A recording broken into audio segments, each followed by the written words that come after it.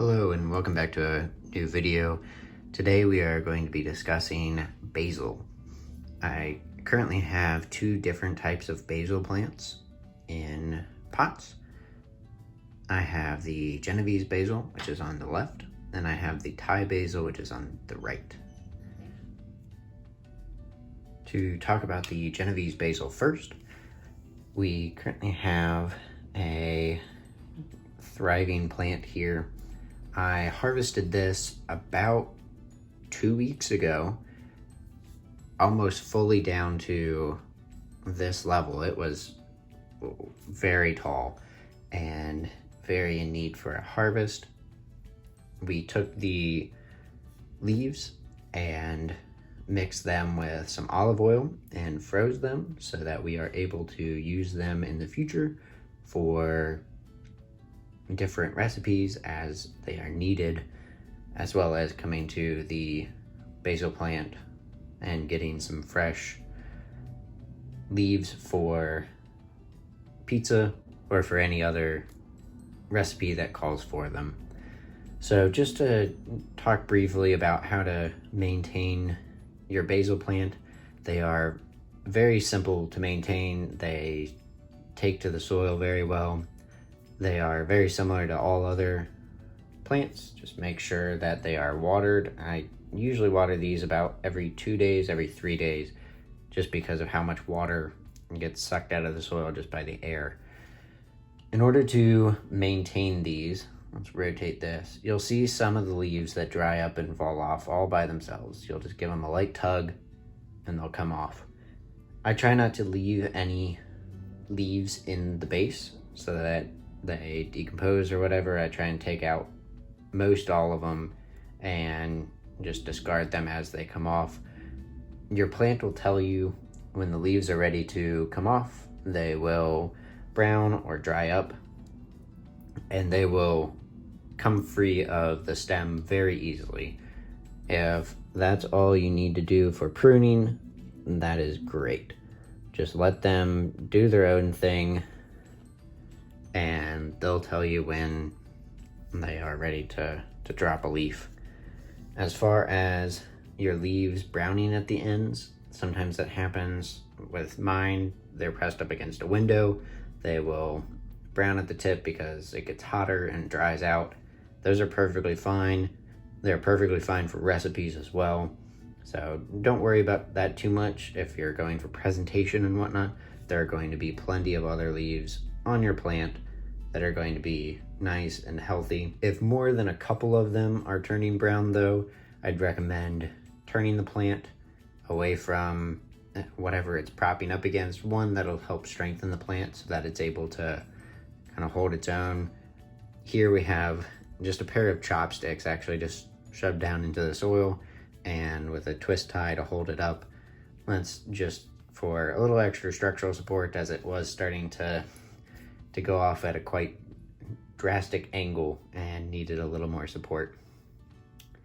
If your whole plant is starting to look a little sickly, I'd recommend just adding some water, just increasing your water cycle, and most of the time it springs right back.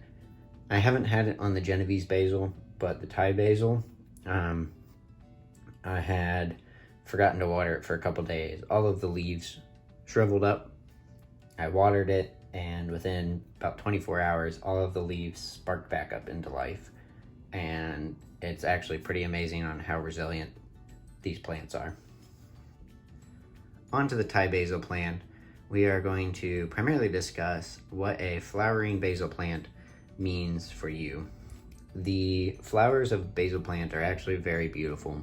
They start off like this, and then they come out in these vibrant, beautiful colors. They are fantastic to look at, and it means that your plant is growing very well. Unfortunately, if they are allowed to flower and actually go to seed, the plant that you currently have will die off. So that's not what we want. If you're going for basil seeds, that is perfect for you. If you're going for a home garden and to have fresh herbs, that is not what we are going for. So what you want to do is, up until the point that they seed, you can take the flowers off. So even after they start to bloom, which if you like to see them bloom, you can let them bloom and then cut them off. But what you'll want to do is go in here. Let's see if I can get a very close angle of this. And we will just go down to the next healthy offshoot. So this one is a little close and it's right where the flowers are. So I would go down to here, and you can either use your fingernails to pinch off, which I will use for this one because it's pretty out here in the open. The rest of them I will use my garden shears because I prefer that to get a cleaner cut. We will simply take that and pinch it off. And here we have the flowers that will no longer kill our plant. What happens when we cut it right there is that actually starts a new branch offshoot. So if you can see down in here, this was previously a shoot that got trimmed off, and the plant essentially takes that as a, oh, you don't want me to grow that way, and grows off in two different directions right at where it got cut off. Picking up the shears now, we will come in here and just do that over and over again anywhere we see the blooms. So I don't usually do this right when I see them. I'll show you that up here on this one back here. And the reason I don't is, one, I kind of like the way that they grow, and I like being able to see that. And two is, as it initially starts to bloom, starts to grow these flowers, it's really hard to get in here and cut that without having to cut way down here. So it would be losing all the way down to here. Instead, if I let it grow, I can keep this leaf and I can keep this leaf. So I would recommend waiting for it to grow out a little bit more, just like this one was, and then cutting them off. There's one back here, and unfortunately that one is rather long, so that's going to lose a bit more of the plant, but it has grown for quite a while, and that's just the growth pattern that one's going to go on. So I'm just pull that out here, and it doesn't have to be a super close cut, and we will simply take that with us. So as you'll also see up here at the top, there's more of these leaves that are just, they're drying off. They're not getting enough sun, not doing as much benefit to the plant anymore. So we will just simply pull those off. That one's still holding on pretty tightly, so I don't try and pull them off too hard. I let them cycle out their own life cycle. So your plant is pretty smart. Plants have been growing for a lot longer on this earth than we have. So just kind of let them do what they need to, give them the attention and love and water that they need, and they will thrive for you. I think that's all the blooms that I'm going to cut off today. I just wanted to show you how simple that is. I do recommend cutting off the blooms if you are trying to keep your plant alive.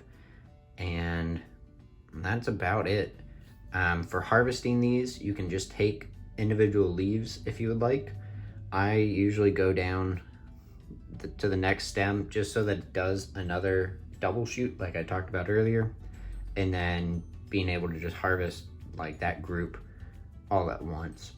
If you are doing a mass harvest, which I have done to this plant as well as the Genovese a couple weeks ago, I would recommend doing a pretty big cutback. I'd leave about 5-6 inches of the plant.